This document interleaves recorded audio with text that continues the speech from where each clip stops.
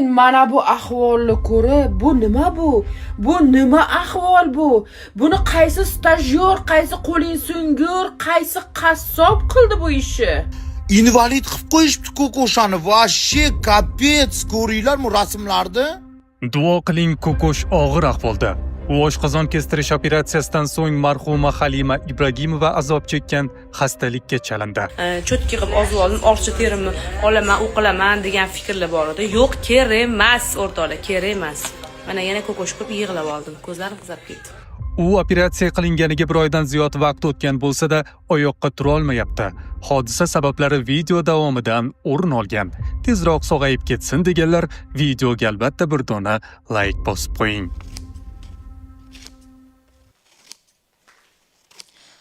Har bir o'tkazmangizdan ushlab qolinadigan komissiya sizga deyarli bilinmaydi. Lekin ular mana shunday pullaringizni mayda-mayda bo'lib yo'qolib ketishiga sababchi bo'lishi mumkin. Tezda ilovasi orqali siz Rossiyadan O'zbekistonga yoki O'zbekistondan Rossiyaga hech qanday komissiyalarsiz pul o'tkazishingiz mumkin. Yo-mayo, ужас, koshmar. Man hayratda, man shokda, man lol.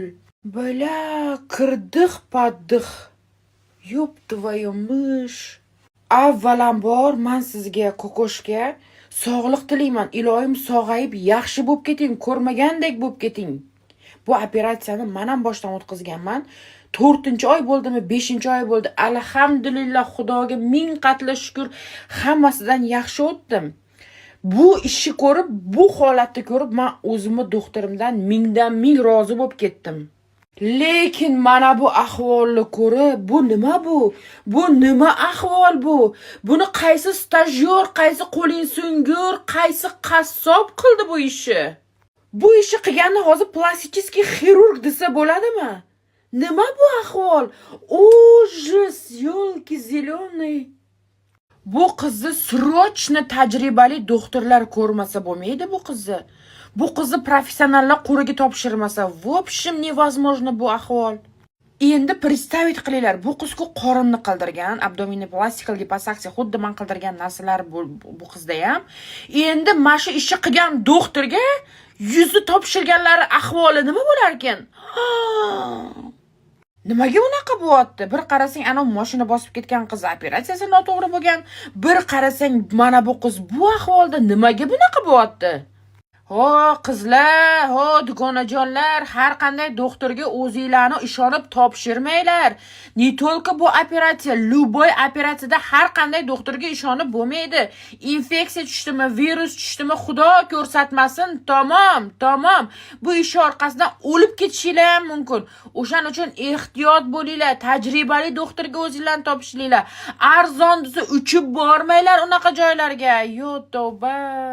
Men o'zimni doktorimga o'zimni operatsiya qildirganimda men reklamaga qildirmaganman. Men soqqasini berib, pulni berib qildirganman. Men u odamni 3 yil, 4 yil kuzatib, nechta odamlardan qildirganlardan surishtirib, keyin operatsiyaga yotganman. Bunaqa ish bilmasdan, ishini ko'rmasdan iltimos, o'zinglarni asranglar. Gap shundaki, bloger Kokosh bundan bir oycha avval oshqozon kestirish operatsiyasini boshdan kechirgandi. Jarrohlik amaliyotidan keyingi ortiqcha tana olib tashlanishi natijasida choklari sterillanmagan mato bog'langani sabab uning qorin qismida yirik yallig'lanish hosil bo'lgan. Halima Ibragimovada ham xuddi shunday asorat kuzatilgandi. Odatda 3 kun ichida bitib oyoqqa turishi kerak bo'lgan bemor bir oydan beri to'shakka mixlanib qoldi. Ehtimol bariatrik amaliyot, ya'ni oshqozon qisqartirish operatsiyasi noto'g'ri bajarilgan bo'lishi mumkin. Yangi novosti, yangi informatsiya, shok bo'lib qolib qolasizlar. Shok. Prosta miyam portlab ketdi. Kokosha dugonam nimaga yo'qolib qoldi? Nimaga yangi vaynlar chiqmayapti? Nima bo'ldi ekan desam, invalid qilib qo'yishibdi Kokoshani. Vashshe kapets, ko'ringlarmi rasmlarni? Toppa-soq qizni medkonsultant klinik invalid qilib qo'yishibdi, представляете? Kirib biladi, qassoblar chopib tashagan. Nekroz bo'lib ketgan telalari, yo'pti bayamay. Dugonam nima yo'qolib qoldi deb xalaqval so'rab yozay desam, bolnitsada yotibdi ekan, 3 marta уже narkoz bo'libdi. Yarasini atrofini tozalaymiz deb Vashshi nekroz qilib tashlashgan qo'rqinchlik darajada chivorasizlar rasmlarni ko'rsanglar. Ahvoli juda ham og'ir. Hozir Turkiya bilan gaplashyapmiz. Srochno Turkiyaga operatsiyani Xudo xolasa Nihol oformlayat qilyapti, Go'zal bilan gaplashyapti, dogovor ketyapti hozir. Srochno olib kelmasak bo'lmaydi. Juda ham qo'rqinchlik. Rasmni qaranglar. Это пиздец. Пиздец. Bilat O'zbekistonda vrachlar qassoblar ishlaydi, yopti va yo'may.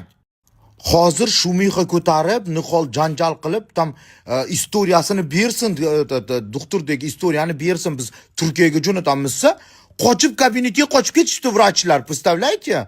Medkonsultant klinika bilan. Pizdets, nimasizlar qassobxonadan olganmizlar ishchilarni, yopti va yo'may.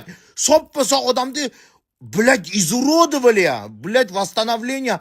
3 marta narkoz qilishibdi. Уже operatsiyadan keyin, abdominoplastikadan keyin, liposuksiyadan keyin, undan tashqari yana 3 marta narkoz berishib, ichini tozalashyapti ekan. Tuzata olmayapti va chiryapti. Halim opaga bee'tibor berdik, mana o'lib ketdi. Odamlar bee'tibor bo'lmaylik. Bechora qiz soppa-soqni invalid qilib qo'yishibdi. Shu bee'tiborlik o'limga olib keldi Halim opani o'limiga. Yopti va yo'may. Kimdir gapirish kerak-ku buni. Sog'liqni saqlash vazirligi qayoqqa qarayapti? Mana Sabrinani operatsiyasini ko'rdinglar. Qiyshiq qilib qadab qo'yishgan. Endi bu bilak qayerdan olyapsizlar? Qayerda o'qiyapti bu vrachlar? Medkonsultant klinik qayerdan olgansiz sen vrachlarni? Qayerdan diplom bergan senlarga? Odamlar o'lib ketyapti senlarning orqanglardan. Qizlar yaxshimisizlar, tuzimsizlar? Biz anaqadan gapdan chiqib, Komolga kelamiz. Hech o'zim kela olmayapman. Vaqtachalik qo'moshboxona yaxshi ham qo'mosh bor. Ko'kosh oldiga keldik. Ko'kosh ko'rsatay desam, endi больницада ko'rkadagi odam ahvoli bir ahvol bo'ladi, bilasizlar.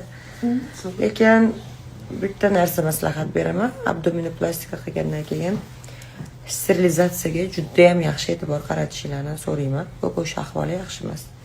Внешне yaxshi. Yaxshi emas. Salom deb qo'y Ko'kosh.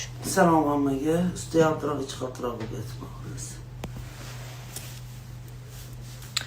Nimadirlar gapiriladi, nimadirlar gapirilmaydi. Sport, dieta o'zingiz ozishga harakat qilaveringlar. Ha, точно sizga o'xshab 360 gradus. Shunaqa. Biz gapdan chiqib, Komilpam bilan birga Ko'kosh oldiga boramasam, Komilpam mana vaqtim bo'lmayapti, chunki klinikdan ortmaylar, opa bilasizlar. Har doim ish. Tushunasizlarmi, o'rtoqlar?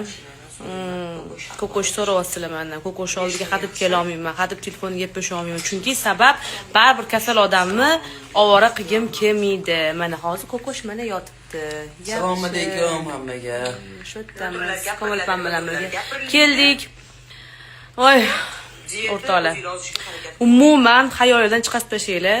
Qorin, ko'krak nimadir qilishga men ham cho'tki qilib ozib oldim, orcha terimni olaman, u qilaman degan fikrlar bor edi. Yo'q, kerak emas, o'rtoqlar, kerak emas. Mana yana Ko'kosh ko'p yig'lab oldim. Ko'zlarim qizarib ketdi. Shunaqa gap. Qizarib ketasan, o'rtog'im. Shunaqa gaplar. To'g'rimi, Komilpa? Komilpa yo'raman deb o'tiribdilar. Bizzaman deb o'tiribdilar. Ayo, mana bo'ladi. Yo, endi biz o'rtog'imizda baribir achinamiz. Ko'pchilik yozibdi, Ko'koshga nima bo'ldi? Nega chiqmay qo'ydi? Abbos xo'ja qani? To'g'risini aytadigan bo'lsam, Ko'koshda ahvoli ozgina og'ir.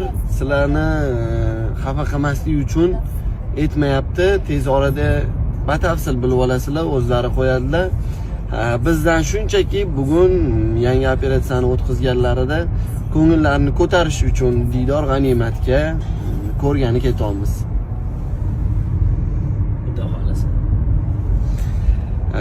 Duo qilib turinglar, Xudo xohlasa hammasi yaxshi bo'ladi. Blogerning yaqinlari bundan chuqur qayg'uga tushgan. Ko'koshni bu ahvolga tushishida operatsiyadan avval u bilan juftlik sifatida ko'rinish berayotgan Abbos xo'ja bu operatsiyaga undagan shaxs sifatida tanqid qilinyapti. U esa Instagram sahifasida ularga javoban shunday izoh qoldirdi. Assalomu alaykum. Ko'kosh masalasiga kelsak, hozircha nimadir deya olmayman. Chunki Farg'onaga ota-onamning oldiga kelganman. Kelishimdan oldin kirib xabar olib xayrlashib ketgandim. Qaytib borsam tagiga yetaman. Inshaalloh sabablar o'rganilib, har bittasini fikrlarini o'rganib chiqaman. Uzoqlashmay kuzatib turinglar. Allohdan duo qilib shifo so'rab turinglar. Hammani mushkulini oson qilsin.